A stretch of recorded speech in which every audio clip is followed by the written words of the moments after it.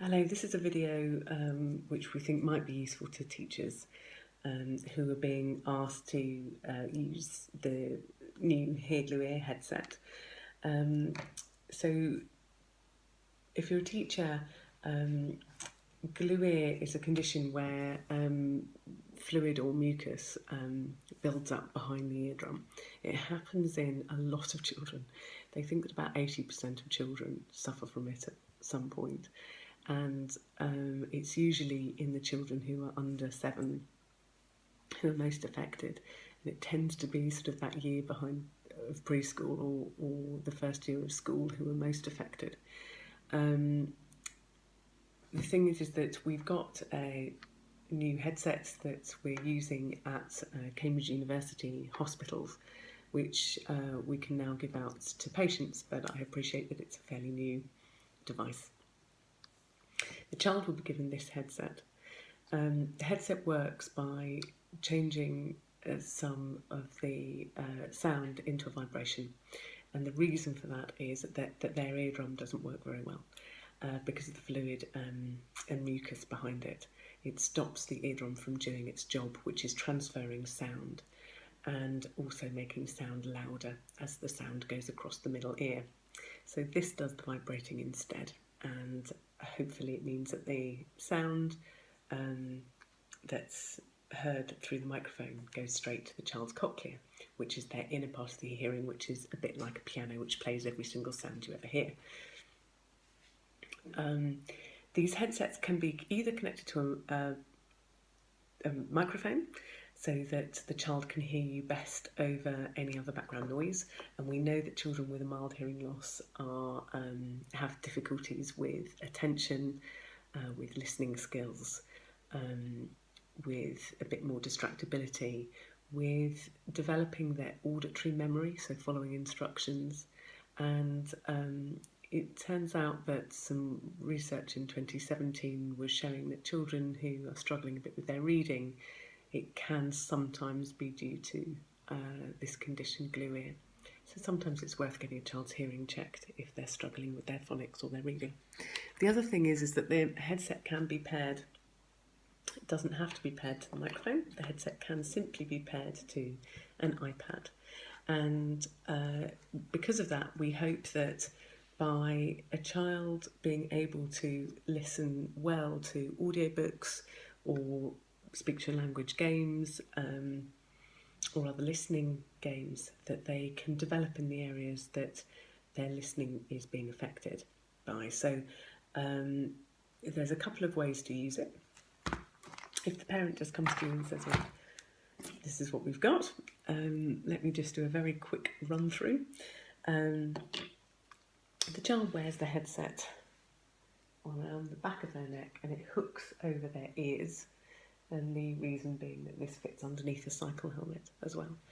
But also it feels like boys and girls equally quite like this design. The microphone is worn by yourself, and it can clip on, and so of course if you remove lanyards or scarves, it helps to not muffle your voice. If they're struggling, if the parents are struggling with the use of it, that's what the underneath the headset looks like. You've got a minus button here, which is where the volume can go down if the headset's too loud, if the child is finding the headset too loud. And this is the plus volume for the plus button, which is to increase the volume. And then beside that, you have a little bit that you can flip open, which is the charging port. So it's possible that the child might have forgotten to charge it at night time. And the child in their pack have been given this charger, and it's just quite a standard charger. And we do ask for people to only use the chargers that are in the set, but you can see that that is fairly standard. So this can just be plugged in. I've left it tied up, but it can be plugged into a computer, or it can be plugged into a charging port and plug. We don't supply the plug, but it's very easy to charge, so it can be charged up at break time. If that's easiest, to fully charge it, it needs about 2 hours, but if it's a top-up charge, it might as long as you've got might do. Then when you're using this headset, it's hopefully the family will have just given it to you working, which would be a bit easier. But what you do is you can, although the child wears it behind their ears like this, in order to check it's working, I do this so that I can be in control of it while I'm working with it. So what I do is you put your finger or thumb on the plus button, because the plus volume button is also the on and off button, and it's also the pairing button if you want to pair it from the microphone to a different device. So for the moment it's the on and off button. So I put my thumb on the plus button, on the on button, and then I put it on my own cheekbone so I can hear it. And I press my thumb down for about 2 seconds until I hear the headset say welcome. And it'll sometimes say welcome to your headset, or it might say power on, depending on what headset it is. But there is always an alert that says welcome, and that you'll know that the headset is on and working. Now, this should already be completely paired to this headset, so you shouldn't have to do anything to... you shouldn't have to do anything more than turn on the microphone if it hasn't already been turned on for you. So this is this particular microphone is the one that's mostly given out in these packs.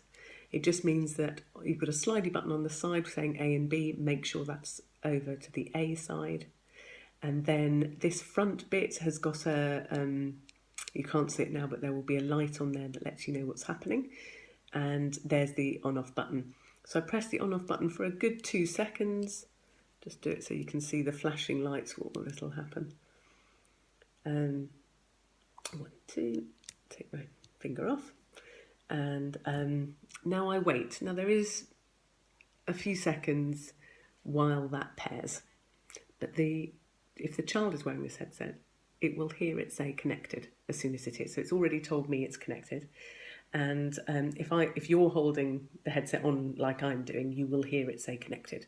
So this is completely working. Just to make a different noise, sometimes if you blow through the microphone, you can hear it really well through the headset. Then the child wears the headset and you wear the microphone. Now, if you want to talk to another child, or you want to turn it off because that child doesn't need to listen to what you're saying, then simply turn it off here. It's probably a generous 2 seconds for turning it off. And then it goes, it flips to an orange button just before it goes, but also the child will hear a beep, which means it's off. So the child will know you've turned it off.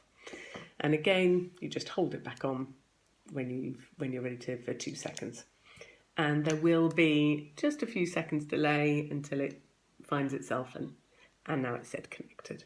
So the headset's now connected, but the child will hear it say connected, so the child will know that you're back on.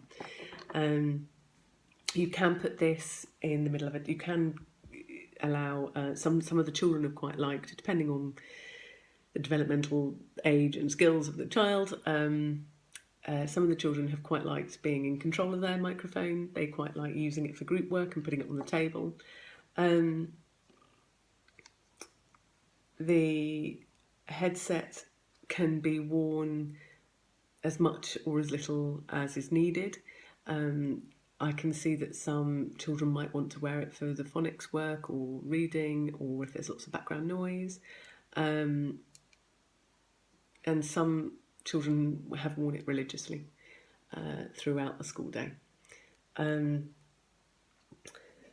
lot of children take it off, obviously, at break time, and if you need to recharge it, then you can recharge it. There is some really, really good information about mild hearing loss, because it's actually really difficult to tell who's got a mild hearing loss and who's just slightly ignoring. And there's some really interesting information about it on the National Deaf Children's Society website. And we also have brought out a Hear Glue Ear app, where we've got some bits that we think will help children's development who have got a mild or moderate hearing difficulties. And so we think that on that app there are things like audiobooks and games and information that we think might help families to deal with it, so that the child is disadvantaged as little as possible by their hearing loss, particularly if the hearing loss is temporary. We as a team are very open to people contacting us, and so we'd love to know what your experiences are with it, because it's fairly new and feedback is very important to us at the moment. And if you contact us on heargluear@gmail.com, then we'd be delighted to hear what you have to say, or if you'd like any more information.